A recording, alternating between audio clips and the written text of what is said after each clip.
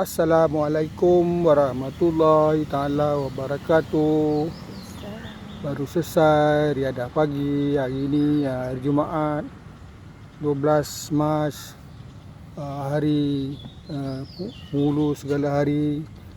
Seperti biasa, saya ingin berkongsi, memberi sedikit perkongsian tentang apa yang saya tahu. Semoga mendapat manfaat kepada semua orang, rakan-rakan, terutamanya anak-anak saya.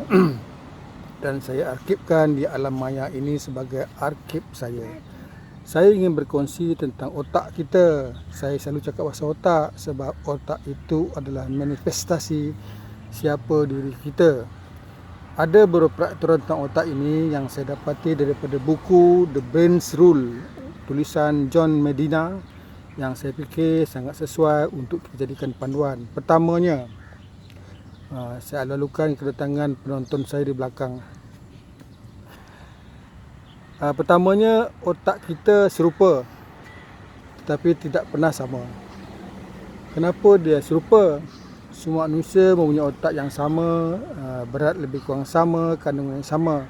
Tetapi bagaimana kita memanfaatkan otak kita tidak pernah sama. Maksudnya, berfikir tidak pernah sama. Kenapa tidak sama? Sebab apa yang kita mahu dan bagaimana tidak pernah sama. Makin lama makin berbeza, tambah pula dengan kepercayaan tersendiri, ia terus menjadikan otak kita tidak pernah sama. Kedua, otak kita berkembang.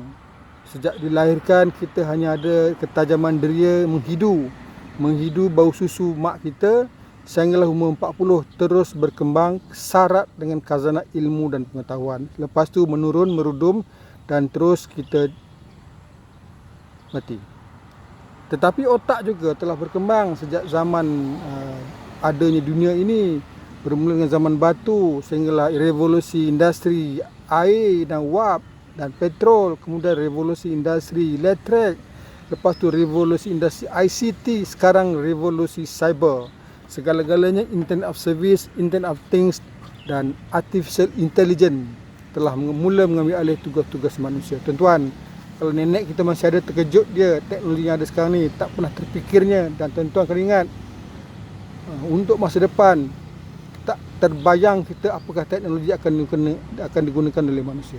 Ketiga, tuan-tuan, otak kita lupa. Selagi dia tidak emosi dan signifikan, kita akan lupa. Jadi untuk tidak lupa, sering ulang.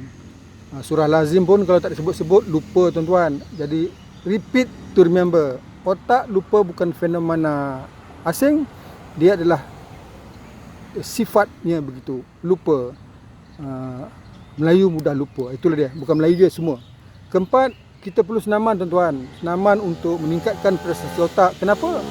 Sebab dalam otak ada neuron, dia memerlukan oksigen. Oksigen hanya boleh disediakan oleh senaman yang baik. Dengan senaman yang baik, neuron cukup oksigen, dengan neuron akan bertindak dengan baik. Tuan-tuan dan puan sekalian, sedetik otak tidak menerima oksigen, kita boleh jalan tuan-tuan. Jadi pastikan kita sihat, otak sentiasa menerima bekal oksigen cukup. Keempat, otak hanya menerima akses maklumat dari 5 deria saja, iaitu mata melihat, telinga mendengar, jiwa merasa, lidah merasa dan hidung menghidu. Jadi kita mesti sering gunakan 5 deria ini. Maksudnya multimedia itu sangat berkesan. Asyik membaca je, kita tengok filem. Asyik tengok filem ni, kita dengar orang kata. Jadi multimedia itu penting, kan? Sudah tentulah ada ketajaman masing-masing. Ada orang lebih pada melihat, ada orang lebih mendengar, tetapi kena pelbagaikan. Jangan asyik melihat je, tak pernah mendengar. Itu maksudnya. Jadi ini akan meningkatkan prestasi otak.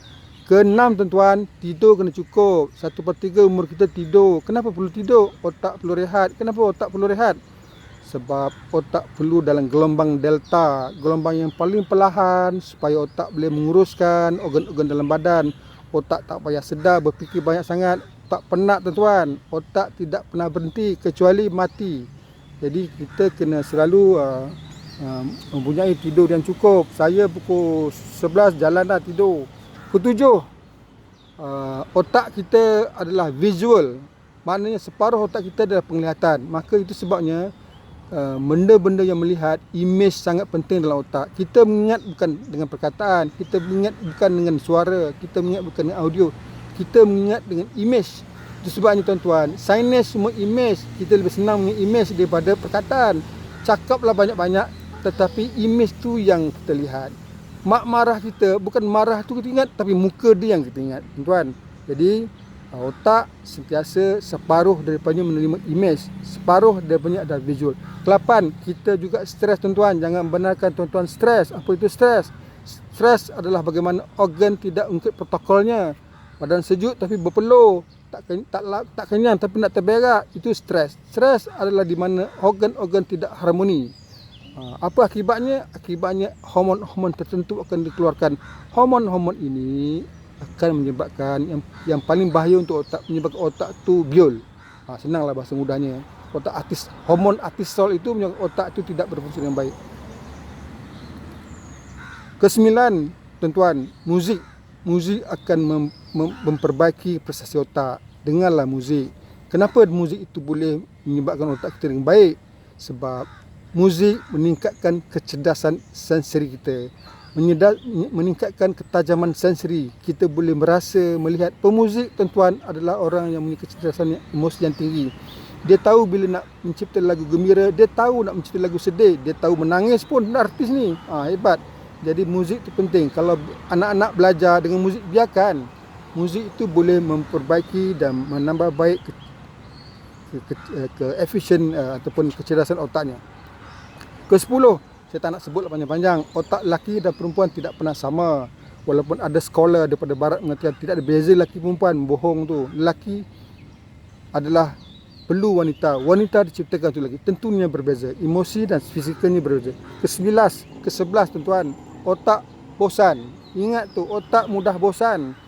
Kalau tuan-tuan bercakap dengan anak 10 minit je, cukuplah tu. Jangan lebih, nanti dia akan fikir lain dah, ke mana fikirannya. Kita begitu juga mendengar ceramah 10 minit, tak boleh. Sebab otak ni, dia spotlight. Maknanya dia hanya tumpu satu benda satu masa.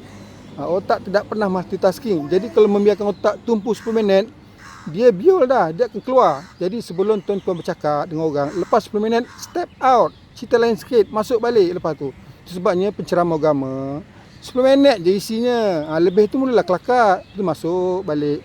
Masuk isinya tu kelakar. Jadi perlu step out, keluar daripada kebosanan. Akhir sekali, tuan-tuan, otak ini sangat tremendous. Can do lot of wonders. Kenapa begitu? Boleh mencipta segala-galanya, berbagai-bagainya. Mencipta, mengilusi, mentafsir, mencipta alasan.